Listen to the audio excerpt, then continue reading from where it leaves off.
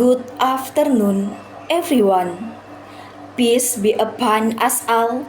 Let us express our praise and gratitude to Almighty God, who has given us so many blessings. Today, I would like to share my opinion about smoking on campus. I understand that smoking is a personal choice. Some people smoke to relax or relieve stress. However, we must also understand that smoking does just affect smokers, it also affects everyone around them. Therefore, I believe that instead of banning smoking completely, our campus should provide designated smoking areas. This solution can balance the rights of smokers and non-smokers. Smokers can still smoke in specific controlled areas while others can enjoy the fresh air in the main campus area. This idea also teaches us about respect and responsibility. Freedom means nothing if harms others. By separating smoking areas, we can reduce pollution, protect our health, and make everyone more comfortable. So, my opinion is clear. Smoking should not be allowed everywhere on campus, but there should be designated areas where it is permitted. Let's create a respectful and healthy environment for everyone. Thank you.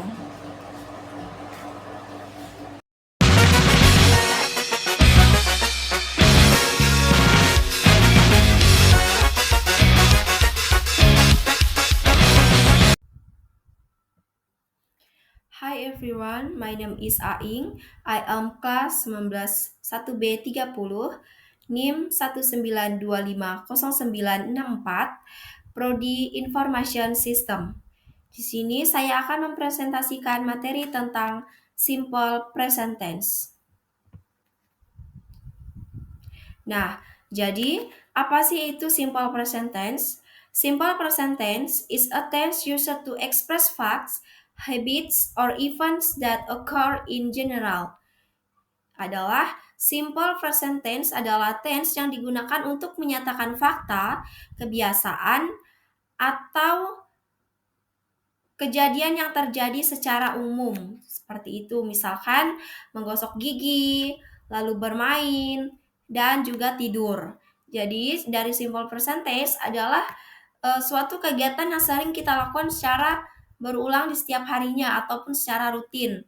Seperti makan maupun mandi, seperti itu ya. Jadi, itu adalah suatu rutinitas atau fakta yang kita lakukan secara umum di setiap harinya. Selanjutnya ada simple present tense function atau fungsi dari simple present tense. Yang pertama adalah stating present tense function, menyatakan fungsi dari simple present tense atau menyebutkan fungsi dari simple present tense. Contohnya adalah the sun rises in the east, matahari terbit di sebelah timur, seperti itu. Lalu yang kedua ada express a habit or routine, mengungkapkan kebiasaan atau rutinitas kita sehari-hari. Contohnya, I drink coffee every morning. Saya minum kopi setiap pagi. Lalu yang ketiga ada state a definite schedule or plan, menyatakan jadwal atau rencana yang pasti. Yaitu contohnya the train leaves at 8 am, yaitu kereta berangkat jam 8 pagi. Nah, dari ketiga tersebut itulah yang menyatakan fungsi dari simple present tense, di mana kita menyebutkan fungsi, lalu yang kedua ada menyatakan fakta atau kebiasaan kita, lalu untuk merencanakan rencana atau jadwal yang pasti, seperti itu. Selanjutnya ada simple present tense formula, yaitu positive sentences atau kalimat positif dari simple present tense. Rumusnya di sini ada subject plus verb plus from atau verba pertama. Di sini ada for third person singular, subject he, she, it, the verb is added with s or a s.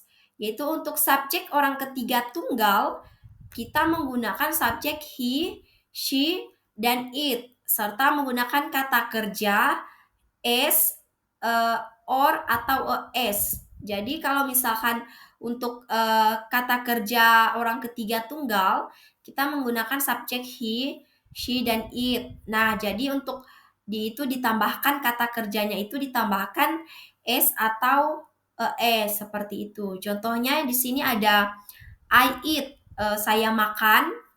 Lalu jika kita menambahkan subjek she, maka dia berubah menjadi she eats.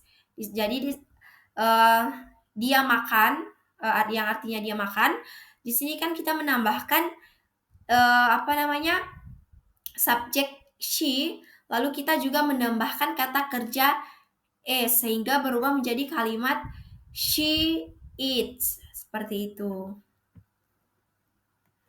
Selanjutnya ada simple present tense formula negative sentences, di mana ini adalah kalimat negatif dari simple present tense. Rumusnya adalah subject plus do, does, plus not, plus base form of verb atau verba pertama. Di sini kita menggunakan do is used for subject, I, you, we, they. Jadi kalau kita menggunakan kalimat do, kita menggunakan subjek I, you, we, dan they. Lalu ada does is used for subject he, she, it. Kalau kita menggunakan kalimat does, kita menambahkan subjek he, she, it. Nah, untuk kalimat negatif dari simple present tense, contohnya itu adalah I don't eat. Saya tidak makan. Seperti itu. Itu kan adalah suatu contoh kalimat negatif dari simple present tense. Ataupun contoh kalimat negatif lainnya seperti I don't live in Bandung. Kalimat negatifnya itu saya tidak tinggal di Bandung. Jadi itu adalah contoh dari kalimat negatif dari simple present tense. Lalu ada simple present tense formula interrogative sentences atau kalimat tanya dari simple present tense. Rumusnya ada do atau does plus subject plus base form of verb. Itu verba pertama, lalu diakhiri dengan kalimat tanya. Di sini ada do is used for subject I, you, we, they. Lalu ada does is used for subject he, she, dan it. Jadi untuk kalimat do hampir sama dengan kalimat negatif dari simple present tense. Untuk kalimat do kita menggunakan subjek I, you, we, dan they. Sama halnya juga dengan does, kita juga menggunakan subjek he, she, dan it. Jadi kalau untuk kalimat tanya dari simple present tense, kita contoh kalimatnya itu seperti do you eat? Nah, apakah kamu makan? Lalu jika kita menggunakan kalimat does, lalu kita menggunakan subjek she, maka kalimat negatif dari simple present tense yaitu does she eat? Apakah dia makan? Seperti itu. Jadi untuk kalimat jika kita tidak menambah untuk kalimat do, berarti dia menggunakan subjek you, berarti dia cuma ya seperti tadi, yaitu do you eat, apakah kamu makan, seperti itu. Tetapi jika menggunakan kalimat does, dia subjeknya she, maka dia berubah menjadi does she eat, apakah dia makan, seperti itu. Lalu selanjutnya ada as of the auxiliary verb to be am, is, are. yaitu adalah penggunaan kata kerja bantu to be seperti am, is, dan are. Di sini ada used to express a state PR identity, digunakan untuk mengekspresikan identitas negara, misalkan eh, lalu kewarganegaraan gitu, seperti yang ibaratnya formal ya. Lalu di sini ada kalimatnya itu am is used for subject one. Am yaitu digunakan untuk subjek pertama. Kalau lalu di sini ada is used for the subject he, she, it. Nah, is itu digunakan untuk subjek he, she, it. Jadi kalau kita menggunakan kalimat is, maka kita bisa menambahkan subjek he, she, dan it. Lalu seterusnya ada are is used for the subject you, we, they, sama halnya dengan am dan is. Jadi kalau are juga dia menggunakan subjek you, we, they. Jika kita menggunakan awalan kalimat dengan kalimat are itu ya, is, am. Jadi dia mempunyai subjek tersendiri itu ataupun secara teratur. Contohnya yaitu I am student. Saya pelajar.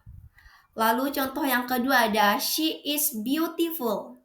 Dia cantik. Nah, jadi itu yang dimaksud dengan kalimat penggunaan kata kerja bantu dari am, is, dan are. Lalu di sini ada example sentences with the auxiliary verb to be. Contoh kalimat dengan kata kerja bantu to be, yaitu ada kalimat positifnya, they are happy, mereka bahagia. Untuk kalimat negatifnya, they are not happy, mereka tidak bahagia. Lalu ada kalimat tanya, are they happy? Apakah mereka bahagia? Nah, jadi itu adalah contoh kalimat dengan kata kerja bantu to be, yaitu kalimat positifnya, lalu ada kalimat negatif dan kalimat tanya dari suatu kalimat kata kerja bantu to be tersebut. Seperti itu.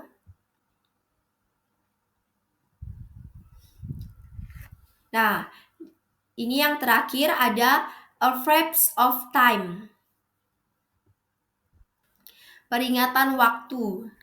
Nah, untuk peringatan waktu biasanya kita menggunakan kalimat always, itu selalu, lalu usually, itu biasanya, often itu sering, sometimes itu kadang-kadang, never itu tidak pernah. Jadi itu adalah suatu kalimat yang menyatakan peringatan waktu. Seperti contohnya, I always wake up early, atau saya selalu bangun pagi. Nah, itulah yang dimaksud dengan peringatan waktu, di mana kita contohnya itu seperti saya selalu bangun pagi tadi, itu adalah salah satu kalimat yang menggunakan peringatan waktu. Nah, demikian presentasi dari penjelasan saya tentang materi simple present tense. Saya ucapkan terima kasih.